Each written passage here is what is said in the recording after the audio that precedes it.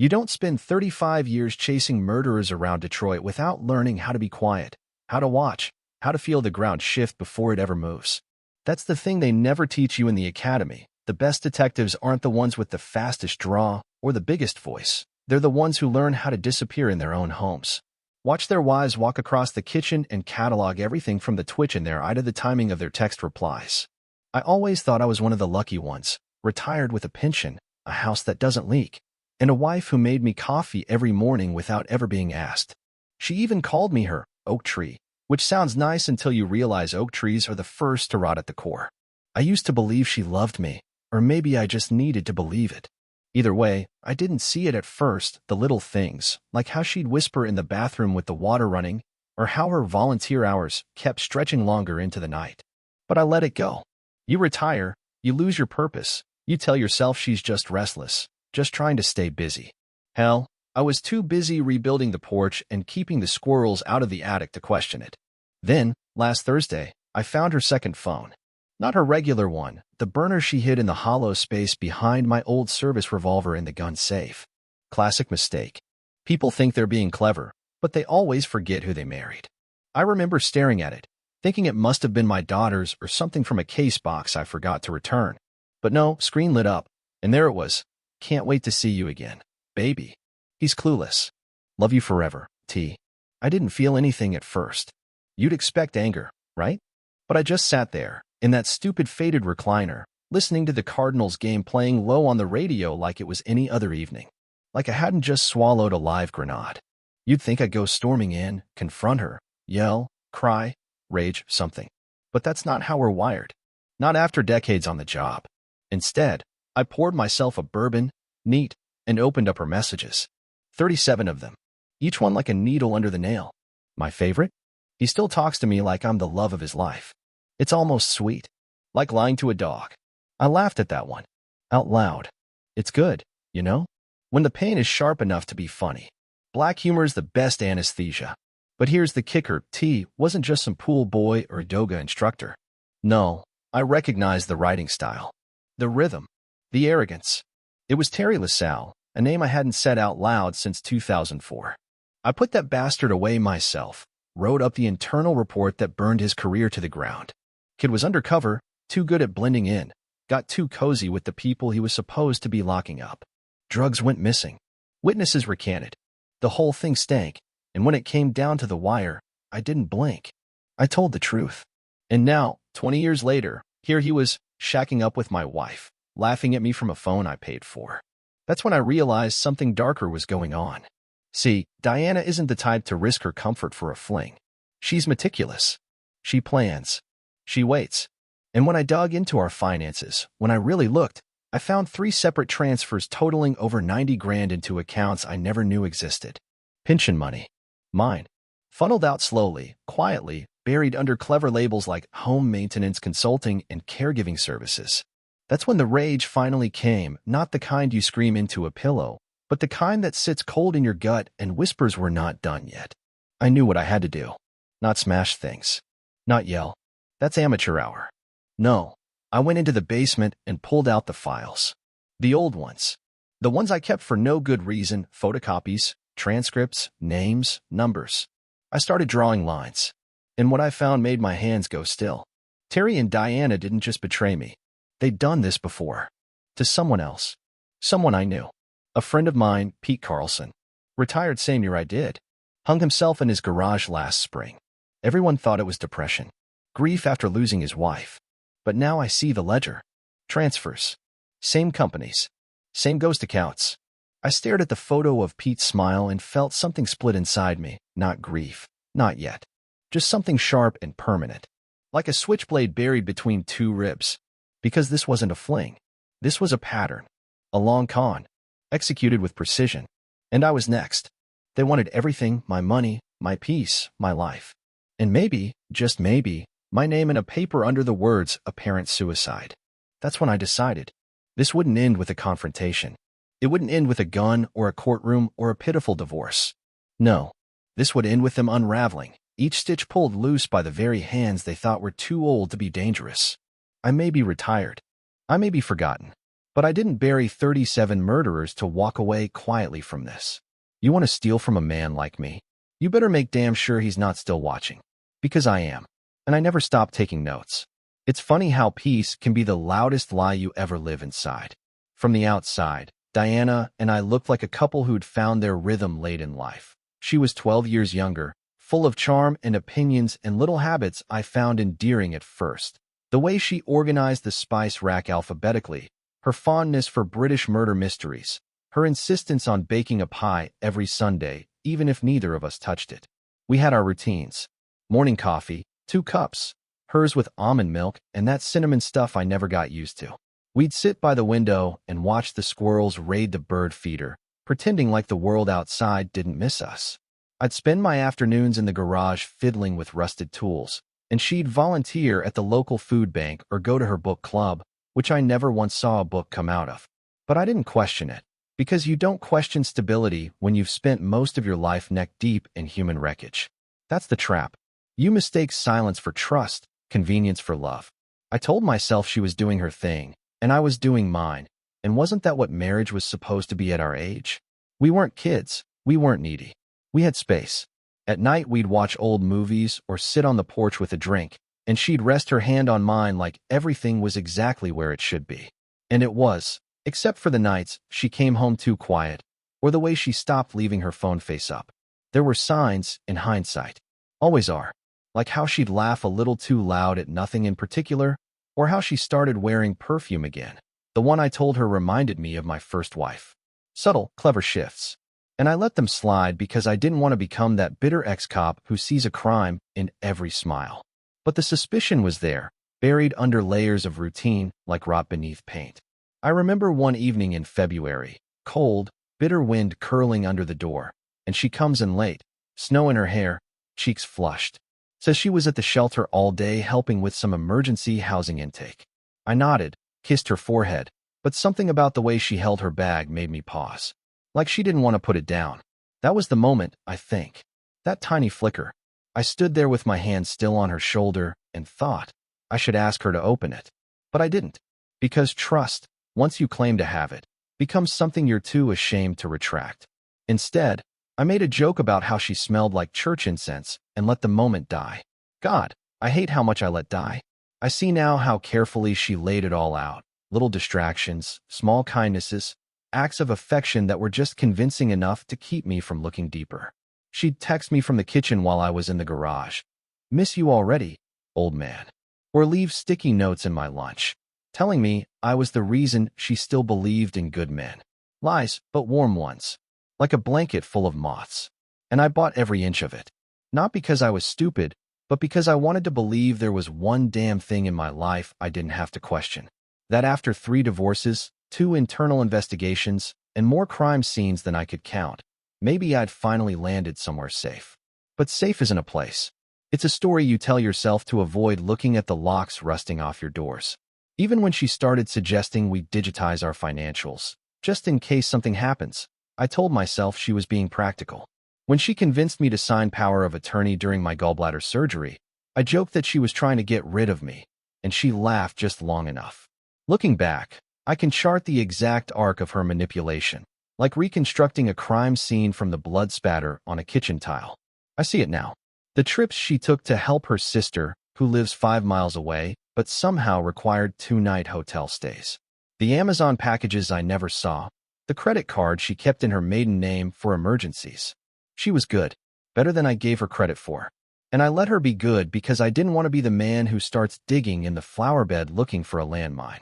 But peace, real peace, isn't the absence of conflict. It's the absence of deceit. And what we had wasn't peace. It was anesthesia, administered in tiny, daily doses. And by the time I woke up, the surgery was already over and the organs were gone. What gets me, what really burns my bones, is that I still remember the last night I kissed her without suspicion. She was wearing that green sweater with the frayed sleeve, sitting in the chair by the fire, feet tucked under like a teenager. I leaned down, kissed her temple, and said, I hope I die before you. And she smiled, this long, soft smile, and said, Don't worry, Frank. You will. At the time, I thought it was sweet. Now I hear the weight in it. the final nail being slid into the coffin while I stood there holding the hammer. It happened on a Wednesday, the kind of gray-smeared day that hangs heavy like wet wool, and I remember it clearly because I had just come back from the VFW hall, where I'd lost $20 to a guy who swore on his mother's grave that the Lions were making the playoffs this year. I came in through the side door, boots scuffing the linoleum. The house quiet in that way it gets when the heater clicks off, and you can hear the old walls breathing. Diana was supposed to be out, something about a board meeting for the food bank, but her car was in the drive and the porch light was on, which struck me as odd because she never left that light on during the day. I stepped in slow, not like I was sneaking, just quieter than usual. Maybe some old part of me felt it before I knew what it was. That cop instinct that never retires. I heard her voice from the den, low, soft, syrupy in a way that didn't belong to me anymore. No, he doesn't suspect a thing. He still thinks I'm the one blessing him by staying. Honestly, he's gotten so slow it's almost sad. There was a pause, then laughter, not loud, not cruel, just intimate. Like she'd been handed the punchline to a long-running joke. I didn't hear the other voice, just her side of it, and I froze there in the hallway like some fool husband in a bad play, heart thudding behind my ribs like a trapped bird.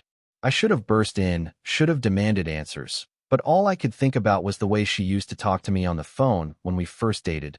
Same tone, same pitch, like affection was a performance, and I was always just the latest audience.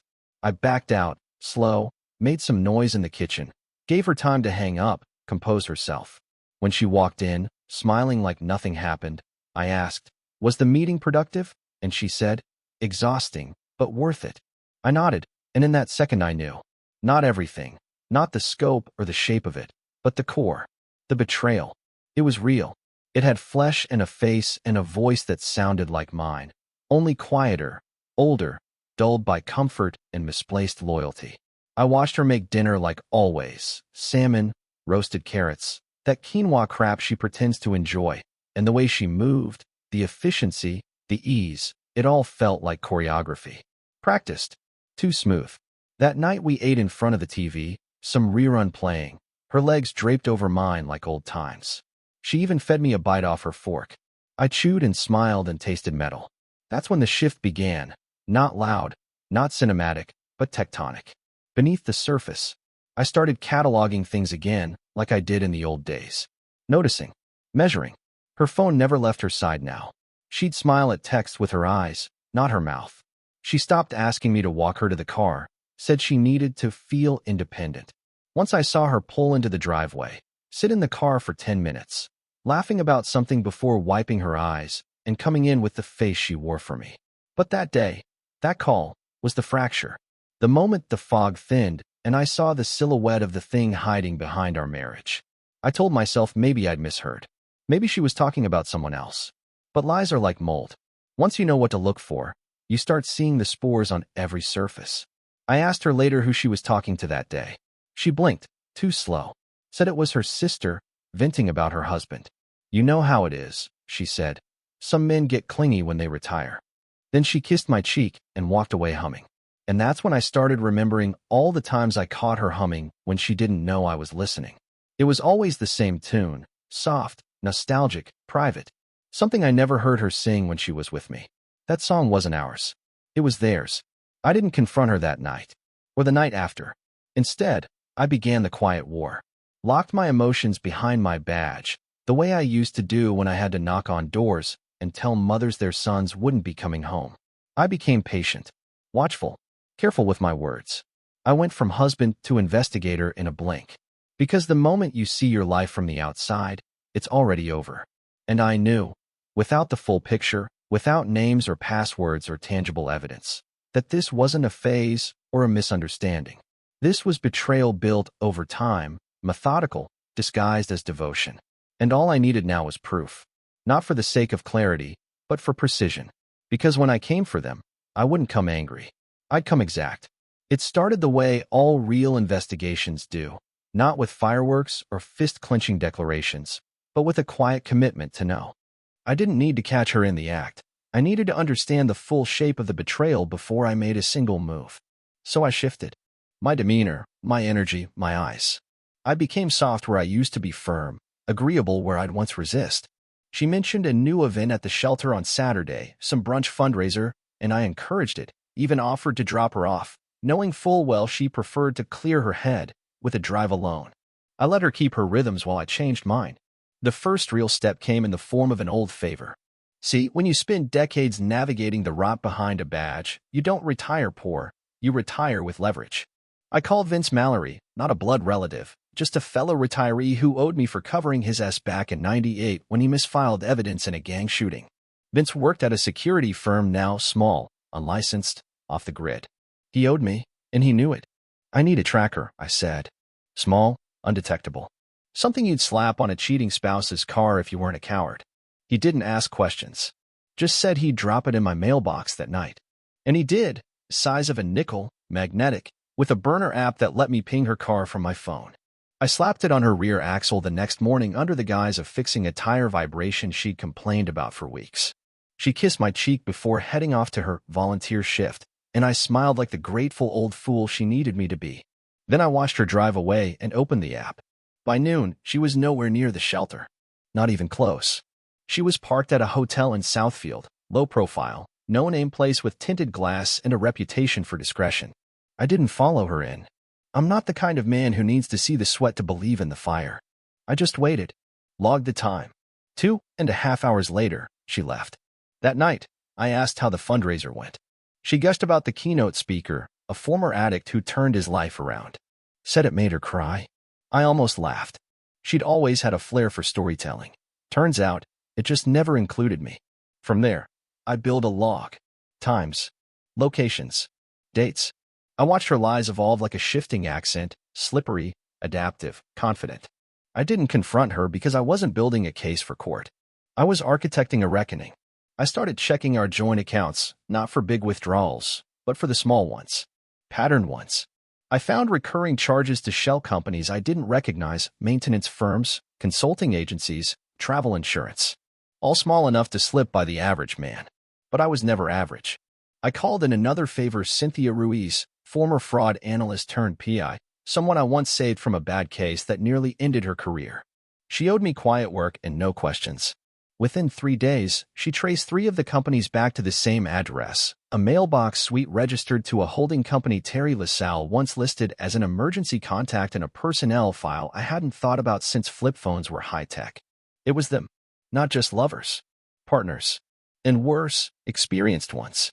I knew now this wasn't Diana cheating out of loneliness or impulse. It was her executing a well-rehearsed extraction strategy. Financial, psychological, long-term. They had a playbook. They'd likely done this before. And I, her doting, fog-brained husband, was the final mark in a sting operation dressed as love. But I didn't break. I adapted. I stopped sleeping in my recliner and started sitting by the window, noting the sounds of her car, the pacing of her shoes when she came in. I adjusted the thermostat up by 2 degrees each night, and when she mentioned it felt warm, I knew she hadn't been home long enough to notice it had been that way for days. I called in a favor from an old radio tech. Got a bug slipped into our landline receiver, nothing digital, nothing traceable. She rarely used it, but when she did, it was always late, always brief, always spoken in code that cracked with context. He's in one of his moods again meant I was asking questions. The flowers are blooming early meant a payment had cleared. And then, the slip. One evening, she said, he wants to take a trip. Silence. Then, no, not yet. I need 1 more month. After that, it's yours. That word, yours, rattled around in my chest like loose change in a dryer. It was a shift. Not just deception now. Transfer.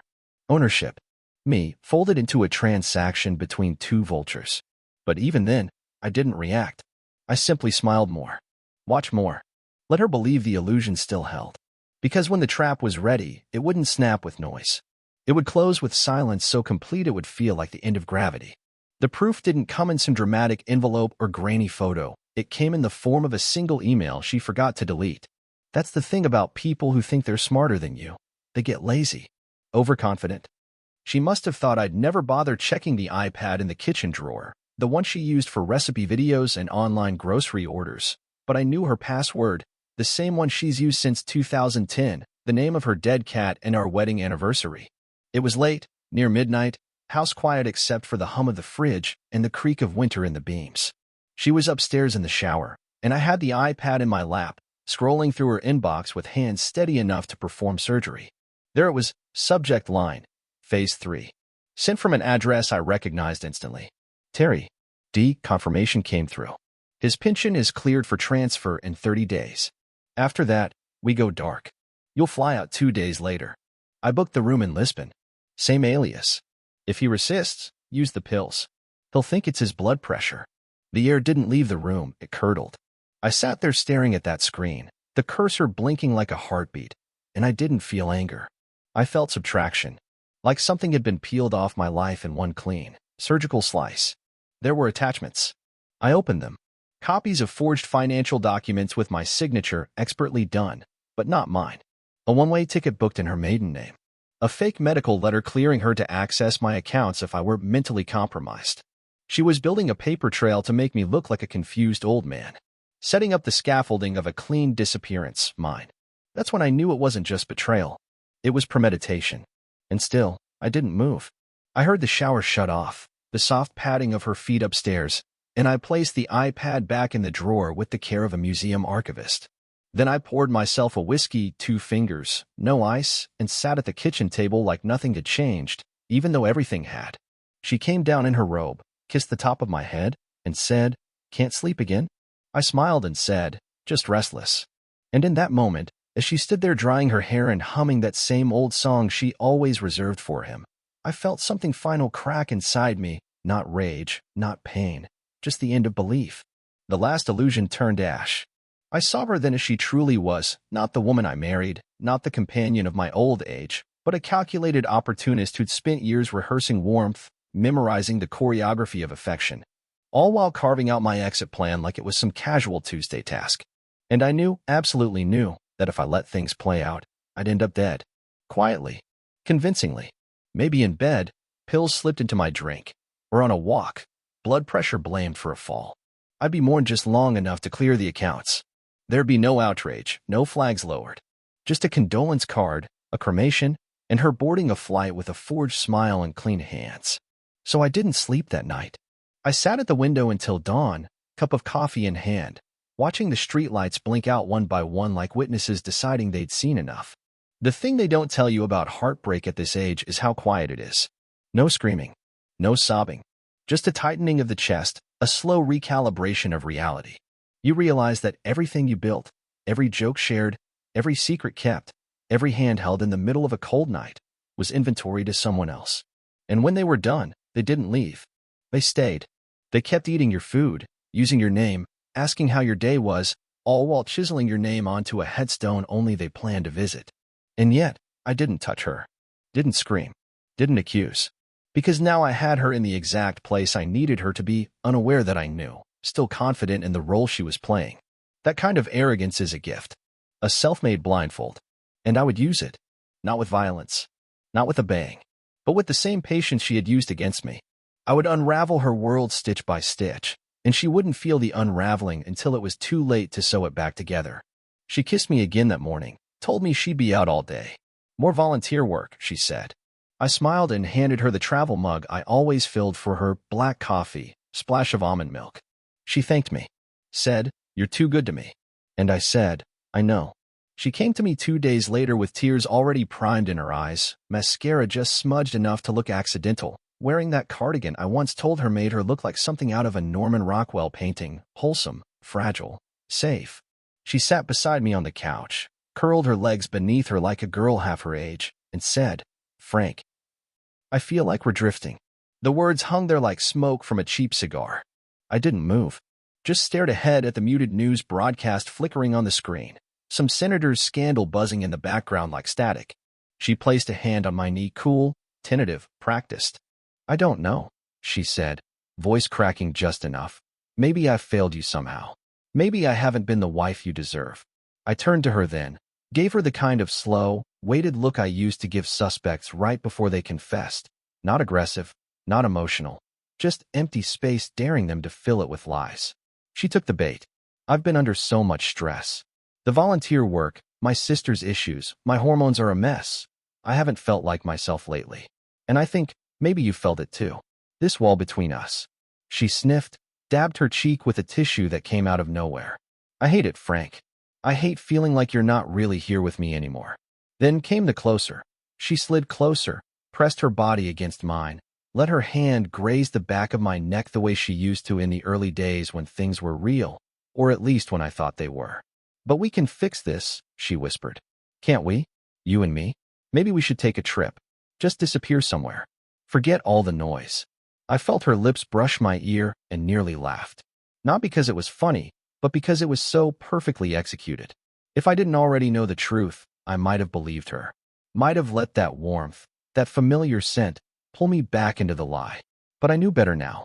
I knew every syllable was a probe. Every touch was data collection. She was gauging me, testing if I suspected anything. And I played my part like a pro. I nodded slowly, let my hand rest on hers, met her eyes with a softness so artificial it made my teeth hurt. Maybe you're right, I said. Maybe we do need a change of scenery. She smiled, that rehearsed little sigh of relief slipping from her lips, and I knew in that moment she thought she still had control. But I saw the flicker too, the microsecond when her pupils contracted, when the edge of her mouth didn't quite match the gratitude in her voice. She was watching me too, and she didn't like what she saw. I was too calm, too measured, and that scared her in a way she couldn't name. The cracks were forming. She tried again the next night, this time with seduction. Dinner on the table before I asked. Candles. That wine I'd saved for our anniversary. She wore the black dress, the one that always meant she was trying to either apologize or distract. She laughed too loud, touched my hand too much, and when we danced in the kitchen, her head resting against my shoulder, I could feel how stiff her smile had become, like her body was beginning to understand what her mind refused to admit. The script wasn't working. I whispered something then. Just a small, offhand comment. You smell like Lisbon. She blinked, leaned back, forced a chuckle. What does that mean? She asked. I shook my head. Just something I read. And I watched the wheels turn behind her eyes. Fast. Anxious. She excused herself early that night. Claimed a headache. Said she might sleep in the guest room. I nodded. Said I understood. You need your space? I told her. Take all the time you need. And I meant it. Every word. Because the longer she twisted, the more she revealed. I wasn't pushing anymore. I was absorbing. Every glance, every stutter, every inconsistency. She'd spent years manipulating men like me, weaving fiction so seamlessly it became function. But now she was in freefall, and the only hand reaching out was her own. The victim act, the seduction, the tears, they bounced off me like rain on steel. She didn't know what to do with my stillness. She couldn't shape it, couldn't find its edges. And that terrified her. Because deep down, she knew something had changed. She just didn't know how deep the change went, or how far I was willing to let her walk before the floor gave out. It took me 6 nights to design it, 6 sleepless, quiet hours from midnight to dawn, sitting alone at the dining table with only a legal pad, a pen, and the kind of silence that buzzes in your ears after grief has calcified into something harder. I wasn't planning revenge out of rage. Rage is messy, unfocused. No, I was after annihilation, precise, surgical, irreversible. I wanted to break her in the same way she'd planned to erase me. Without fingerprints, without fire, with a smile so calm it could be mistaken for grace. First, I needed the financials. I'd already traced the shell companies and their connections to Terry's offshore accounts through Cynthia's work, but that wasn't enough. I needed her active footprint. So I began rerouting. Quietly, carefully. I created a dummy investment portfolio under my name, a pension shell account with synthetic losses. Then I shifted the alerts from our shared emails to an encrypted burner account she didn't know existed. Each time she checked, it looked like the pension was hemorrhaging money. A bad investment, a shifting market, tech volatility. I faked an email chain between our advisor and myself where I panicked and said I was moving everything to a gold trust, then left the trail open just long enough for her to accidentally find it. It worked. Within 2 days, I heard her on the phone in the laundry room whispering, "We need to accelerate. His accounts are drying up." Beautiful. Next came the social circle. I'd spent the last decade letting her build the illusion that we were a healthy, content couple playing husband at barbecues and reunions, shaking hands with her friends, her board, her false allies. So I flipped the script. Quietly, subtly. I started telling people that Diana was struggling with early onset memory issues. Nothing too dramatic. Just little things, she misplaced checks, she'd forget appointments, she'd say odd things like, "We're moving to Europe soon." I let it spread gently, like a fog. By the time it reached her own sister, there was concern in every sideways glance. Then I pulled in the final thread. Terry. Through another favor from Vince, I had a burner message delivered to Terry via encrypted text, posing as Diana, saying, "He's getting paranoid. I think he suspects. Might be time to disappear." 2 days later, Terry pulled $5,000 from an ATM in Toledo and disappeared off the map. No flights, no phone pings, no emails. He ghosted her. That's when I made my next move. I sent Diana flowers. From Terry. "Lisbon's off," the card said. "You're on your own." The reaction was worth every sleepless hour. She cracked. Not openly, not yet. But the fraying began. She stopped humming. She stopped eating. She started checking her phone like it was a bomb about to detonate. I caught her crying once in the garage, head against the steering wheel. I didn't comfort her. Just walked past with the recycling bin and let the moment dangle like a rope she refused to see. And all the while, I kept smiling, kept cooking her favorite meals, kept pretending we were healing. Because now came the final piece, the will. I rewrote mine. Legally. Quietly. Removed her name from every document. Reassigned all assets to a trust in my daughter's name, one Diana never liked, never really saw as family. I even recorded a video message, sealed with a time lock and notarized, explaining everything. The fraud, the manipulation, the plan to erase me. I didn't accuse her outright. I laid out the facts. Cold. Complete. And I made sure to mention her fake medical letters and her stress-related memory loss. When the time came, it wouldn't be me she had to answer to. It would be the people who'd believed in her. The boards. The social clubs. The charities she sat on. I'd already sent anonymous packets to 3 of them. Copies of the shell transfers, her name on the leases, a photo of her with Terry taken 3 months ago at that Southfield motel. She looked happy. Relaxed. Like someone who thought she'd won. And all I had to do now was wait. Because revenge, real revenge, isn't loud. It doesn't scream or kick or smash glass. It walks in through the front door, shakes your hand, and watches you drown in the consequences of your own arrogance. She thought she was playing a man too tired to notice. But I wasn't tired. I was reborn. Reforged in silence. And she hadn't seen the new version of me yet. But she would. Soon. Very soon. It started with the phone call she didn't expect. A polite, clipped voice from the Community Housing Board informing her that, due to concerning information received from multiple sources, her volunteer privileges were being suspended pending review. I watched her from across the kitchen as she hung up, her face frozen in that half-smile people wear when their brain hasn't caught up to the panic yet. "Some kind of clerical mix-up," she said, trying to laugh, but her fingers trembled as she stirred her tea. The next day, she lost her seat on the board of the local women's club, an unfortunate reputational risk, they said. Then came the bank. I knew the manager, helped him once during a break-in back in '03, and when he saw the flagged activity linked to the joint account, he froze every transfer she had pending. She confronted me in the hallway that night, voice thin and cracking. "There's something wrong with our accounts," she said. "Some fraud alert. They think I've been stealing from us." I stared at her like I was just hearing it for the first time. "That's awful," I said. "What kind of person would do something like that?" Her eyes searched mine, desperate for a sign, any crack in the mask, but I'd become heir to her by then. Unreadable. Untouchable. 2 days later, I planted the final nail. The video packet I'd mailed to the local charity board hit the inbox of a woman named Marlene, someone who'd once been Diana's biggest ally, now her most vocal question mark. The message was simple, an anonymous tip containing evidence of financial impropriety, misuse of donor funds, and personal conduct unbecoming of someone in a fiduciary role. The packet included the image of Diana kissing Terry in the parking lot of that motel, timestamped, dated, with metadata intact. I didn't need to hear the call she got. I saw the aftermath. She spent an hour pacing the living room, making calls that went straight to voicemail, fingers shaking so badly she dropped the wine glass she'd poured. Didn't even flinch when it shattered. I walked in quietly, picked up the shards, and asked if everything was okay. She looked at me like she was seeing me for the first time. "Do you think I'm a bad person?" she asked. It was the first honest thing she'd said in weeks. I said nothing, just stared at her until she looked away. That night, I watched her cry in the dark, sitting alone on the porch swing, clutching her phone like a lifeline. But the worst hadn't come yet. The IRS letter arrived a week later, a formal notification of an investigation into undeclared income, flagged through a whistleblower tip with supporting documents. All real. All traceable. She tore it open at the mailbox, right there in her robe, and I watched her knees buckle slightly as she read it. She didn't speak to me for 2 days after that. Not in anger. She was too busy unraveling. I heard her calling Terry over and over again, getting nothing but a dead tone. She tried logging into one of the shell accounts. Denied.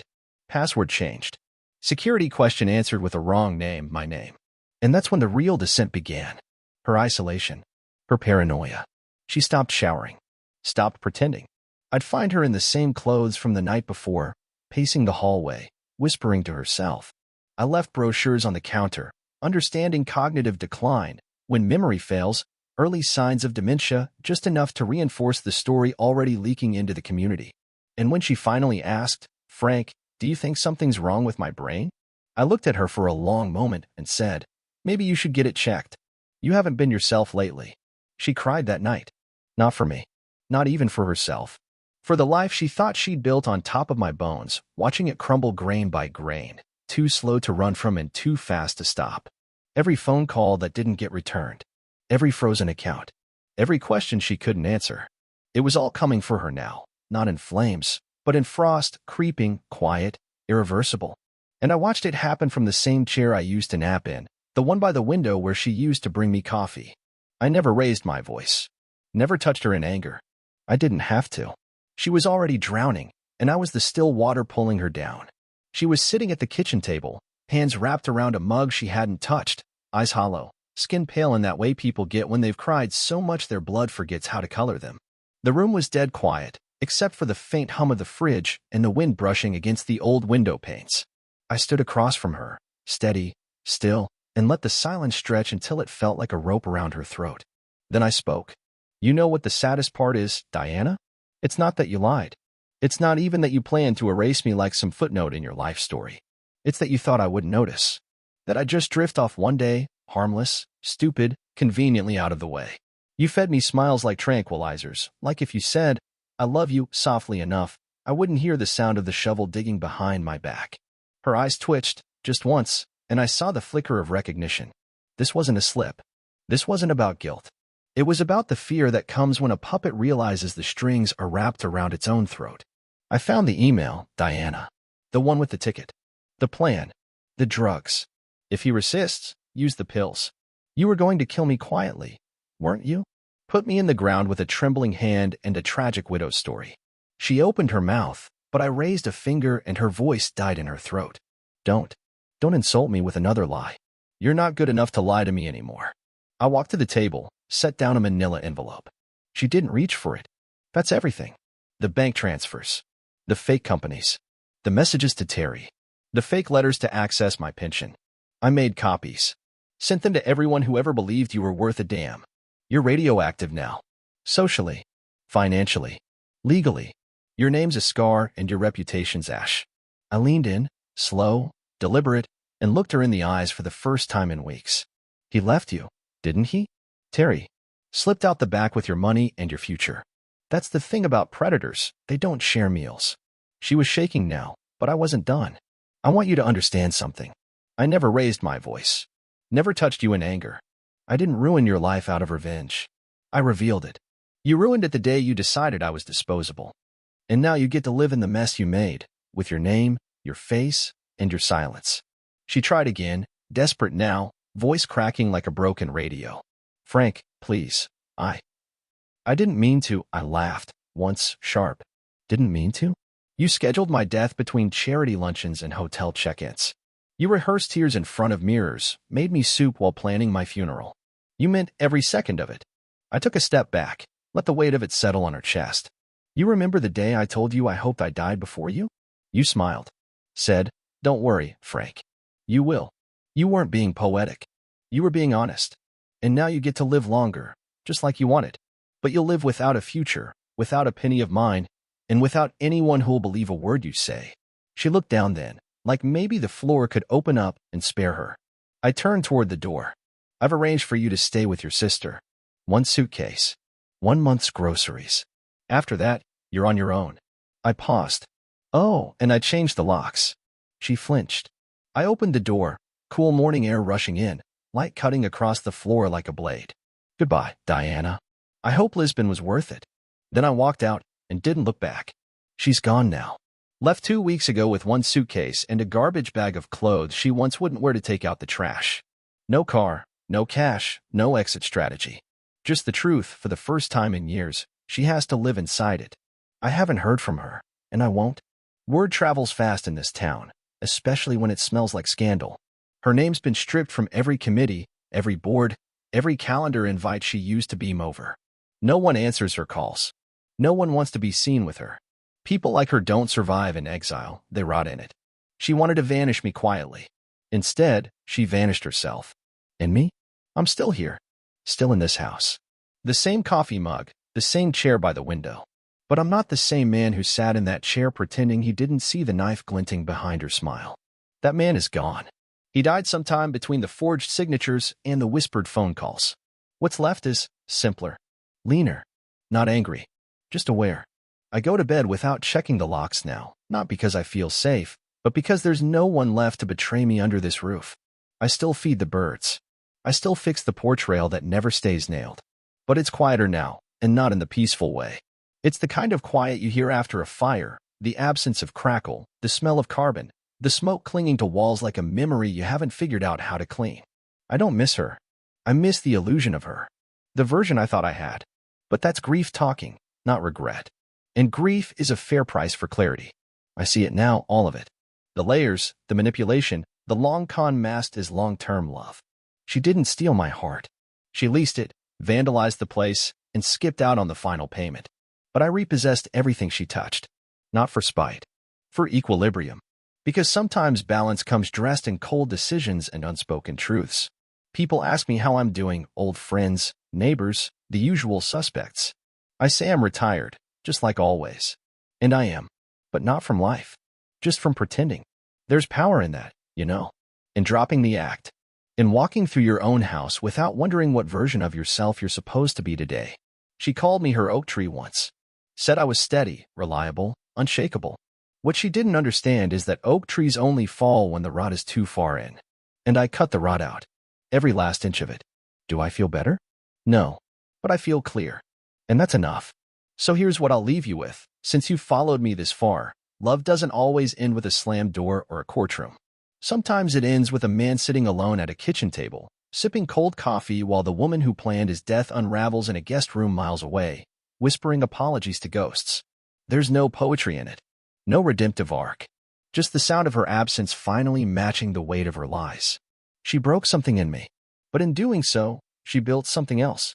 And I think that's what scares her the most, that I didn't burn down the house or scream in the rain. I just opened the door and let her walk into the silence she created. So if you're wondering whether I won, don't. This isn't about winning. This is about removal. And she's been removed. Permanently. Quietly. Entirely. No graves. No farewell. Just this. I know what you were. And now so does everyone else.